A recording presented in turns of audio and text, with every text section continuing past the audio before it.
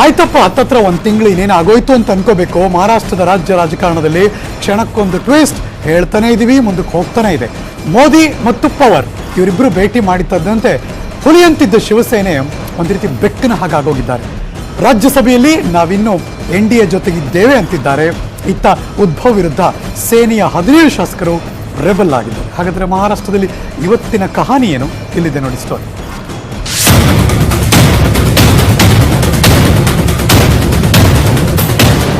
ಮಹಾರಾಷ್ಟ್ರದಲ್ಲಿ ನಮ್ಮದೇ ಸರ್ಕಾರ, ನಮ್ಮವರೇ ಸಿಎಂ ಅಂತಿದ್ದ ಶಿವಸೇನೆಗೆ ಬಿಗ್ ಶಾಕ್. ಕಾಂಗ್ರೆಸ್ ಎನ್ಸಿಪಿ ಜೊತೆ ಮೈತ್ರಿಗೆ ಶಿವಸೇನೆಯ 17 ಶಾಸಕರು ಅಸಮಾಧಾನಗೊಂಡಿದ್ದಾರೆ. ತಮ್ಮ ವಿರೋಧ ವ್ಯಕ್ತಪಡಿಸಲು ಉದ್ಧವ್ ಠಾಕ್ರೆಯ ಭೇಟಿಗೆ ಅನುಮತಿ ಕೇಳಿದ್ದಾರೆ. ಆದರೆ ಉದ್ಧವ್ಗೆ ಬಂಡಾಯದ ಮುನ್ಸೂಚನೆ ಸಿಕ್ಕಿದೆಯೋ ಏನೋ, 17 ಶಾಸಕರ ಭೇಟಿಗೆ ಇನ್ನೂ ಅನುಮತಿ ಕೊಟ್ಟಿಲ್ಲ. ಇತ್ತ ಮಹಾರಾಷ್ಟ್ರದಲ್ಲಿ ಸೇನೆ ಶಾಸಕರು ರೆಬಲ್ ಆದ್ರೆ, ಇತ್ತ ದೆಹಲಿಯಲ್ಲಿ ಎನ್ಸಿಪಿಯಿಂದ ಡ್ರಾಮಾ ಅಲ್ಲ, ಹೈ ಡ್ರಾಮಾ ನಡೆಯಿತು. ನಿನ್ನೆವರೆಗೂ ಶಿವಸೇನೆ ಜೊತೆಗಿದ್ದ ಎನ್ಸಿಪಿ ಈಗ ಯಾರ ಜೊತೆ ಇದೆ ಅನ್ನೋದೇ ಗೊತ್ತಾಗ್ತಿಲ್ಲ. ಇಷ್ಟು ದಿನ ಶಿವಸೇನೆಗೆ ಬೆಂಬಲ ಕೊಡ್ತೀವಿ ಅಂತಿದ್ದ ಎನ್ಸಿಪಿ ದಿಢೀರಂತ ಉಲ್ಟಾ ಹೊಡೆದಂತೆ ಕಾಣ್ತಿದೆ. ದೆಹಲಿಯಲ್ಲಿ ಶರದ್ ಪವಾರ್ ಪ್ರಧಾನಿ ಮೋದಿಯನ್ನ ಭೇಟಿ ಮಾಡಿ ಮಾತುಕತೆ ನಡೆಸಿದ್ದು ಮಹಾರಾಷ್ಟ್ರದಲ್ಲಿ ಮತ್ತೆ ಮಹಾ ಲೆಕ್ಕಾಚಾರ ಶುರುವಾಗುವಂತೆ ಮಾಡಿದೆ.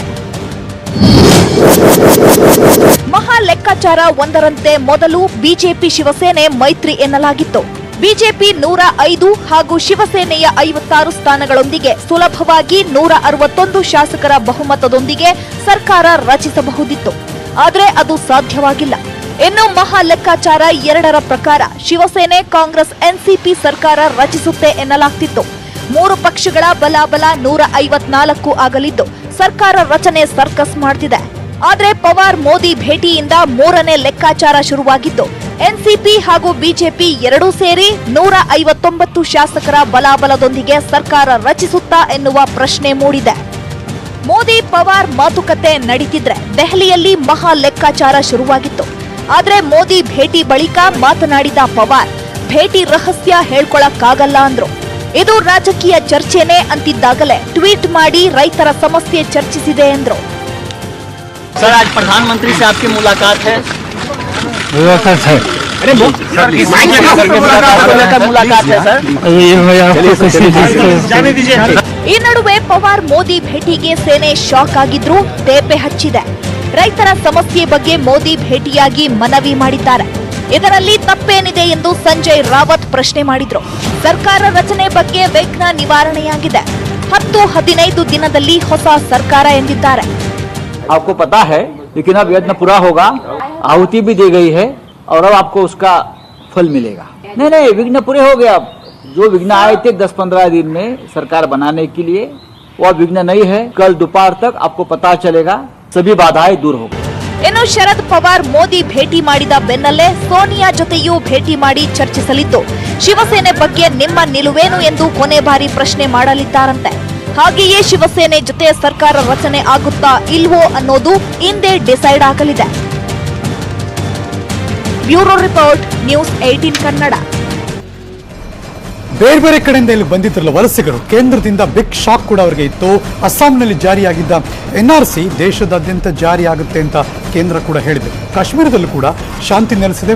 ಸ್ವಲ್ಪ ದಿನಗಳಲ್ಲೇ ಎಲ್ಲ ಸರಿ ಹೋಗುತ್ತೆ ಅಂತ ಅಮಿತ್ ಶಾ ಕೂಡ ತಿಳಿಸಿದ್ರು. ಗಾಂಧಿ ಕುಟುಂಬಕ್ಕೆ ನೀಡಿದ್ದ SGP ಭದ್ರತೆ ಹಿಂಪಡೆದಿದ್ದಕ್ಕೆ ಕಾಂಗ್ರೆಸ್ ಕೂಡ ಬೀದಿಗಿಳಿದಿದೆ. ಇವತ್ತಾದಂತಹ ಮಹತ್ತರ ಬೆಳವಣಿಗೆ ಇಲ್ಲಿದೆ ನೋಡಿ.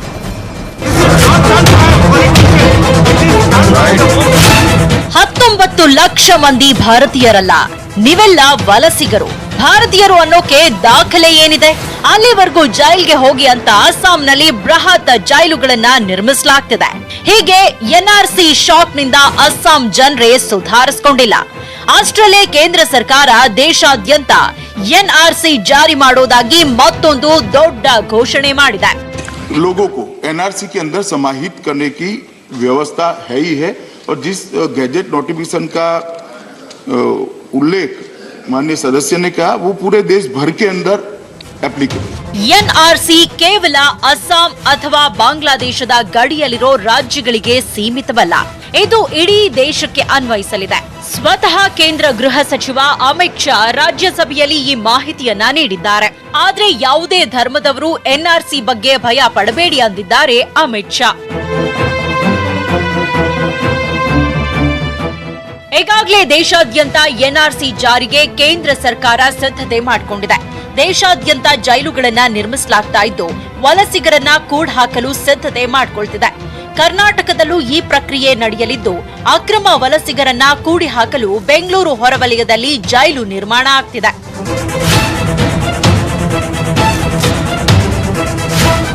ಇನ್ನು ಕಾಶ್ಮೀರ ಕೂಡ ಸೇಫ್ ಅಂತ ಅಮಿತ್ ಶಾ ಸಂಸತ್ ಕಲಾಪದಲ್ಲಿ ಮಾಹಿತಿ ಕೊಟ್ಟಿದ್ದಾರೆ. ಕೆಲವೇ ದಿನಗಳಲ್ಲಿ ಕಣಿವೆ ಸುಧಾರಿಸಲಿದೆ, ಇಂಟರ್ನೆಟ್ ಕೊಡ್ತೇವೆ ಅಂದಿದ್ದಾರೆ. 5 अगस्त के बाद एक भी व्यक्ति की पुलिस फायरिंग से मौत नहीं होगी. कब पूरी स्थिति सामान्य होगी? पूरी स्थिति सामान्य हो चुकी. ಈ ಮಧ್ಯೆ ಗಾಂಧಿ ಕುಟುಂಬದ ಎಸ್ಪಿಜಿ ಭದ್ರತೆ ವಾಪಸ್ ಪಡೆದಿರೋದು ರಾಜ್ಯಸಭೆಯಲ್ಲಿ ವಾಕ್ಸಮರಕ್ಕೆ ಕಾರಣವಾಯಿತು.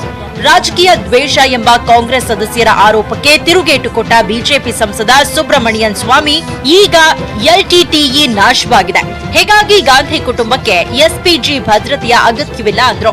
ಮಧ್ಯ ಪ್ರವೇಶ ಮಾಡಿದ ಬಿಜೆಪಿ ಸಂಸದ ಜೆಪಿ ನಡ್ಡಾ ಬೆದರಿಕೆಗಳನ್ನ ಆಧರಿಸಿ ಭದ್ರತೆ ನೀಡಲಾಗುತ್ತೆ, ಕೇಂದ್ರ ಸರ್ಕಾರ ರಾಜಕೀಯ ಮಾಡಿಲ್ಲ ಅಂತ ಸ್ಪಷ್ಟನೆ ಕೊಟ್ರು. Arose out of the question of the assassination of Mr. Rajiv Gandhi and the threat from the LTT. This is not done by a politician. It is done by the Home Ministry.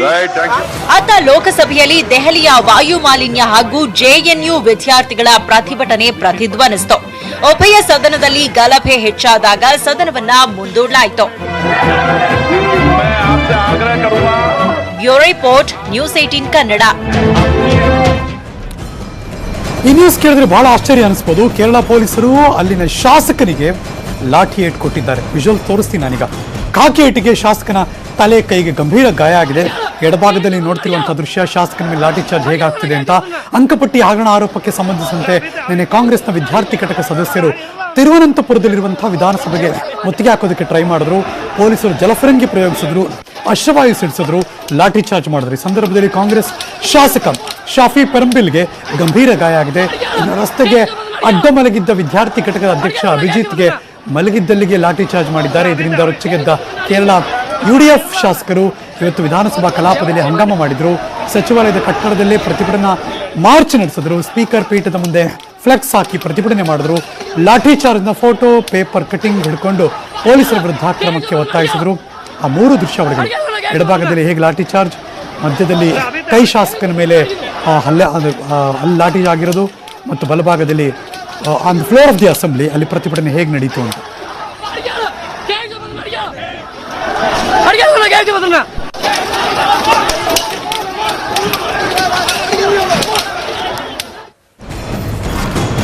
ಮತ್ತೆ ಸ್ವಾಮಿ ನಿತ್ಯಾನಂದನ ಸುದ್ದಿ ಬರ್ತಾ ಇದೆ. ಆತನ ವಿರುದ್ಧ ಅಹಮದಾಬಾದ್ನಲ್ಲಿ ಮಕ್ಕಳ ಅಪಹರಣದ ಪ್ರಕರಣ ಕೂಡ ದಾಖಲಾಗಿದೆ. ಈ ಸಂಬಂಧ ನಿತ್ಯಾನಂದನ 2 ಶಿಷ್ಯರನ್ನ ಪೊಲೀಸರು ಈಗ ಅರೆಸ್ಟ್ ಮಾಡಿದ್ದಾರೆ.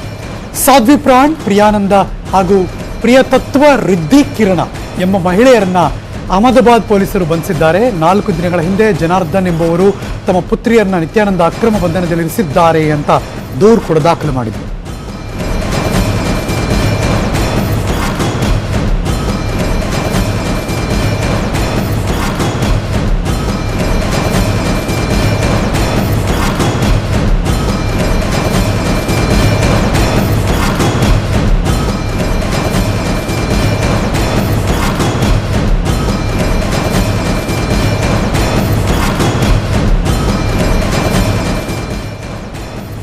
ಪ್ರಯಾಗ್ರಾಜ್ದಲ್ಲಿರುವ ದೇಶದ ಮೊದಲ ಪ್ರಧಾನಿ ಜವಾಹರ್ಲಾಲ್ ನೆಹರು ಪೂರ್ವಿಕರ ಮನೆಗೆ 4.35 ಕೋಟಿ ರೂಪಾಯಿ ತೆರಿಗೆ ವಿಧಿಸಲಾಗಿದೆ. ಆನಂದ್ ಭವನ್ ಮತ್ತು ಸ್ವರಾಜ್ ಭವನ್ ನೆಹರು ಕುಟುಂಬದ ಮನೆಗಳಾಗಿವೆ. ಈ ಸ್ವರಾಜ್ ಭವನ್ ಸದ್ಯ ವಸ್ತು ಸಂಗ್ರಹವಾಗಿದ್ದು ವಾಣಿಜ್ಯ ಉದ್ದೇಶಕ್ಕಾಗಿ ಬಳಸಲಾಗ್ತಾ ಇದೆ. ಈ 3 ಮನೆಗಳನ್ನು ಜವಾಹರ್ಲಾಲ್ ನೆಹರು ಸ್ಮಾರಕ ನಿಧಿ ಮತ್ತು ಕಾಂಗ್ರೆಸ್ ಅಧ್ಯಕ್ಷೆ ಸೋನಿಯಾ ಗಾಂಧಿ ನೇತೃತ್ವದ ಚಾರಿಟಬಲ್ ಟ್ರಸ್ಟ್ ನಿರ್ವಹಣೆ ಮಾಡ್ತಾ ಇದೆ. ತೆರಿಗೆ ಪಾವತಿಸಿದ ಹಿನ್ನೆಲೆಯಲ್ಲಿ ಸ್ಥಳೀಯ ಆಡಳಿತ ನೋಟಿಸ್ ಕೂಡ ಜಾರಿ ಮಾಡಿದೆ.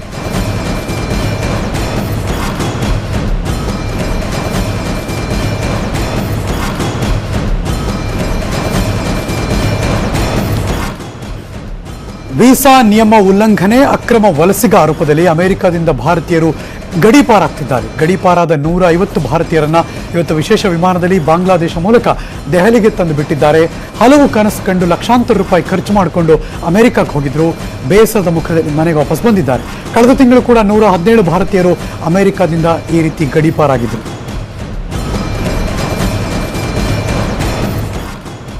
Welcome back. ಕೆಪಿಎಲ್ ಬೆಟ್ಟಿಂಗ್ ಕೇಸ್ಗೆ ದಿನದಿಂದ ದಿನಕ್ಕೆ ಹೊಸ ತಿರುವು ಪಡ್ಕೋತಾ ಇದೆ.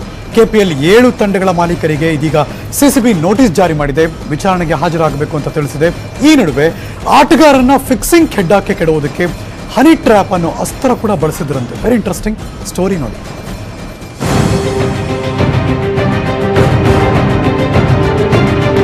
ರಾಜ್ಯದಲ್ಲಿ ಯುವ ಕ್ರಿಕೆಟಿಗರಿಗೆ ವೇದಿಕೆಯಾಗಬೇಕಾಗಿದ್ದ ಕೆಪಿಎಲ್ ಹಗರಣಗಳ ಟೂರ್ನಿಯಾಗಿದೆ. ಬೆಟ್ಟಿಂಗ್ ಕೇಸಲ್ಲಿ ಟ್ವಿಸ್ಟ್ ಏನಂದ್ರೆ ಹನಿ ಟ್ರ್ಯಾಪ್ನಿಂದ ಆಟಗಾರರು ಫಿಕ್ಸಿಂಗ್ಗೆ ಬಲವಂತವಾಗಿ ಒಪ್ಪಿಕೊಂಡಿದ್ದು ಸಿಸಿಬಿ ತನಿಖೆ ವೇಳೆ ಬಯಲಿಗೆ ಬಂದಿದೆ. ಕೆಪಿಎಲ್ನಲ್ಲಿ ಕೆಲ ಆಟಗಾರರಿಗೆ ಚಿಯರ್ ಗರ್ಲ್ಸ್, ಟೀಮ್ ಮ್ಯಾನೇಜರ್ಗಳ ಮುಖಾಂತರ ಹುಡುಗಿಯರ ಬಲೆಗೆ ಬೀಳಿಸಲಾಗ್ತಿತ್ತು. ಆಮೇಲೆ ಯುವತಿಯರ ಜೊತೆ ಇರುವ ಫೋಟೋ ವಿಡಿಯೋಗಳನ್ನ ಬುಕ್ಕಿಗಳು ಪಡ್ಕೊಂಡು ಆಟಗಾರರಿಗೆ ಬೆದರಿಕೆ ಒಡ್ಡಿದ್ದು ತನಿಖೆಯಲ್ಲಿ ಬೆಳಕಿಗೆ ಬಂದಿದೆ. ಫೀಲ್ಡ್ ಆಡೋಕ್ಕಿಂತ ಜಾಸ್ತಿ ಫೀಲ್ಡ್ ಹೊರಗಡೆ ಕ್ರಿಕೆಟ್ ಆಡೋರಿದ್ದಾರೆ. ಮತ್ತೆ ಇದೇ ಒಂದು ದೊಡ್ಡ ದಂಧೆ ಮಾಡ್ಕೊಂಡ್ಬಿಟ್ಟು ದುಬೈಗೆ ಹೋಗು, ವೆಸ್ಟ್ ಇಂಡೀಸ್ಗೆ ಹೋಗು, ಹೊರಗೆ ಹೊರಗಡೆ ಹೋಗು, ಒಳ್ಳೆ ಪ್ಲೇಯರ್ಸ್ಗಳಿಗೆಲ್ಲ ಬ್ಲಾಕ್ ಮೇಲ್ ಮಾಡಿಸೋದು ಹನಿ ಟ್ರ್ಯಾಪಿಂಗ್ ಇಂದ. ಮತ್ತೆ game has become totally insignificant. ಜನ ಪಾಪ ಮ್ಯಾಚ್ ನೋಡಕ್ಕೆ ಹೋಗ್ತಾರೆ, ಬಟ್ ಈ ಮ್ಯಾಚ್ಗಳೆಲ್ಲ ಆಗಲೇ ಡಿಸೈಡ್ ಆಗೋಗ್ಬಿಡುತ್ತೆ. ಇನ್ನು ಫಿಕ್ಸಿಂಗ್ ಹಗರಣ ಸಂಬಂಧ ಈಗಾಗಲೇ ಕೆಪಿಎಲ್ ತಂಡದ 7 ಮಾಲೀಕರಿಗೂ ಸಿಸಿಬಿ ನೋಟಿಸ್ ಜಾರಿ ಮಾಡಿದೆ. ಕೆಪಿಎಲ್ ಹರಾಜು ಪ್ರಕ್ರಿಯೆ, ಮಾರಾಟದ ಮೊತ್ತ ಮತ್ತು ತಂಡಗಳ ವಿವರದ ಬಗ್ಗೆ ಮಾಹಿತಿಯನ್ನ ಲಿಖಿತವಾಗಿ ನೀಡುವಂತೆ ಸೂಚನೆ ಕೊಟ್ಟಿದೆ. ಇನ್ನು ಸಾಕ್ಷ್ಯಾಧಾರಗಳು ಸಿಕ್ಕಿದ್ರೆ ಯಾರನ್ನ ಬೇಕಾದರೂ ಬಂಧಿಸುತ್ತೇವೆ ಅಂತಾರೆ ಬೆಂಗಳೂರು ಕಮಿಷನರ್. ನಮಗೆ ಬಂದಿರೋ ಸುಳ್ಳು ಪ್ರಕಾರ ಈಗಾಗಲೇ 7 ಜನಕ್ಕೆ ನಾವು ಅರೆಸ್ಟ್ ಮಾಡಿದ್ವಿ. ಜಾಯಿಂಟ್ ಸಿಪಿಗೆ ಸೂಚನೆ ಕೊಟ್ಟಿದ್ದೇನೆ ದಟ್ ಅವರ ಟೀಮ್ ಬಗ್ಗೆ ಎಲ್ಲಾ ರೀತಿ ಮಾಹಿತಿ ತೆಗಿಬೇಕು ಅಂತ. ಅಡ್ಮಿನಿಸ್ಟ್ರೇಟಿವ್ ಬಾಡೀಸ್, ಅಫಿಷಿಯಲ್ಸ್, ಕೋಚಸ್ ಎಲ್ಲರನ್ನೂ ನಮ್ಮ ರೇಡಾರ್ ಕೆಳಗೆ ಇಟ್ಕೊಂಡು ಅವರ ರೋಲ್ ನಾವು we are going to see the role. ತಂಡದ ಮಾಲೀಕರ ವಿಚಾರಣೆ ಬಳಿಕ ಮತ್ತಷ್ಟು ಜನರ ಬಂಧನವಾಗುವ ಸಾಧ್ಯತೆ ಇದೆ. Welcome back. ಈಗಂತೂ ಡಿಜಿಟಲ್ ಯುಗ, ಅದರಲ್ಲೂ ರೋಬೋ ಯುಗ. ಅದನ್ನು ಬಳಸ್ತಾ ಇರುವಂಥ ಯಾವುದೇ ಫೀಲ್ಡ್ ಇಲ್ವೇ ಇಲ್ಲ. ಉತ್ಪಾದನೆಯಿಂದ ಹಿಡಿದು ಆಸ್ಪತ್ರೆ ತನಕ ಹೀಗೆ ಎಲ್ಲ ಕಡೆ ರೋಬೋಗಳದ್ದೇ ಕಾರ್ಬಾರ್ ನೋಡ್ತಿದ್ದೀವಿ. ಈಗಂತೂ ಒಂದು ವಿಚಿತ್ರವಾದಂತಹ ದೃಶ್ಯ ತೋರಿಸ್ಬೇಕು. ಏನಂದರೆ ಆಂಧ್ರ ಪ್ರದೇಶದ ಪೊಲೀಸ್ ಸ್ಟೇಷನ್ಗೆ ರೋಬೋ ಎಂಟ್ರಿ ಆಗಿದೆ. ಹೌದಾ, ನೋಡಬೇಕಲ್ಲ ಅಂತಿದ್ರೆ ಈ ಸ್ಟೋರಿನ.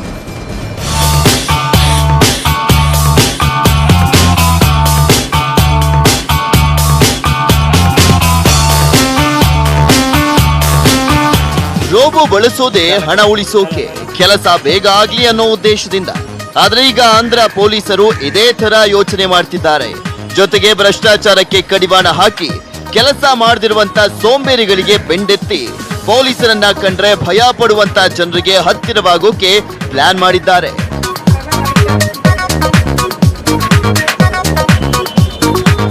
ಭಾರತದಲ್ಲೇ ಮೊದಲ ಬಾರಿಗೆ ವಿಶಾಖಪಟ್ಟಣಂ ಪೊಲೀಸ್ ಠಾಣೆಗೆ ರೋಬೋ ಎಂಟ್ರಿ ಆಗಿದೆ. ಖಾಸಗಿ ಕಂಪನಿಯೊಂದು ರೋಬೋ ಸಪ್ಲೈ ಮಾಡಿದ್ದು ಪೊಲೀಸರಿಗೆ ಬೇಕಾದಂತೆ ಸಾಫ್ಟ್ವೇರ್ ಡಿಸೈನ್ ಮಾಡಲಾಗಿದೆ. ಈ ರೋಬೋ ಪೊಲೀಸರು ಹೇಳುವಂತ ಕೆಲಸವನ್ನ ಮಾಡೋದ್ರ ಜೊತೆಗೆ ಠಾಣೆಗೆ ಬರುವಂತ ಜನರ ಕಂಪ್ಲೇಂಟ್ ತಗೊಂಡು ಹಿರಿಯ ಅಧಿಕಾರಿಗಳನ್ನ ಅಲರ್ಟ್ ಮಾಡುತ್ತೆ.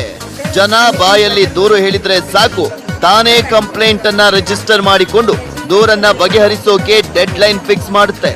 ಅಷ್ಟರಲ್ಲಿ ದೂರು ಬಗೆಹರಿಯದಿದ್ರೆ ಹಿರಿಯ ಅಧಿಕಾರಿಗಳಿಗೆ ವಾರ್ನಿಂಗ್ ಕೊಡುತ್ತೆ. ಸದ್ಯ ಆಂಧ್ರ ಪೊಲೀಸರಿಗೆ ಸಿಬ್ಬಂದಿ ಕೊರತೆ ಇದ್ದು ರೋಬೋಗಳು ಕನಿಷ್ಠ 3 ಸಿಬ್ಬಂದಿ ಮಾಡುವಂತ ಕೆಲಸವನ್ನ ಮಾಡುತ್ತೆ. ಹೀಗಾಗಿ ಠಾಣೆಯಲ್ಲಿನ ಪೇದೆಗಳನ್ನ ಭದ್ರತೆಗೆ ನಿಯೋಜಿಸೋದು ಸುಲಭವಾಗುತ್ತೆ ಅಂತಾರೆ ಹಿರಿಯ ಅಧಿಕಾರಿಗಳು.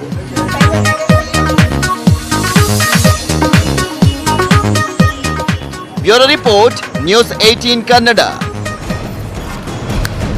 ಅಲ್ಲಿಂದ ಗೋವಾ ಕಡೆ. ಗೋವಾ ಅಂತಾರಾಷ್ಟ್ರೀಯ ಚಲನಚಿತ್ರೋತ್ಸವಕ್ಕೆ ಚಾಲನೆ ಸಿಕ್ತು. ಸೂಪರ್ ಸ್ಟಾರ್ ರಜನಿಕಾಂತ್ ಹಾಗೂ ಬಿಗ್ ಬಿ ಅಮಿತಾಬ್ ಬಚ್ಚನ್ ದೀಪ ಬೆಳಗಿಸುವ ಮೂಲಕ ಈ ಚಿತ್ರೋತ್ಸವಕ್ಕೆ ಚಾಲನೆ ಕೊಟ್ಟರು. ಈ ಸಂದರ್ಭದಲ್ಲಿ ಕೇಂದ್ರ ಪ್ರಸಾರ ಖಾತೆ ಸಚಿವ ಪ್ರಕಾಶ್ ಜಾವಡೇಕರ್ ಕೂಡ ಹಾಜರಿದ್ದರು.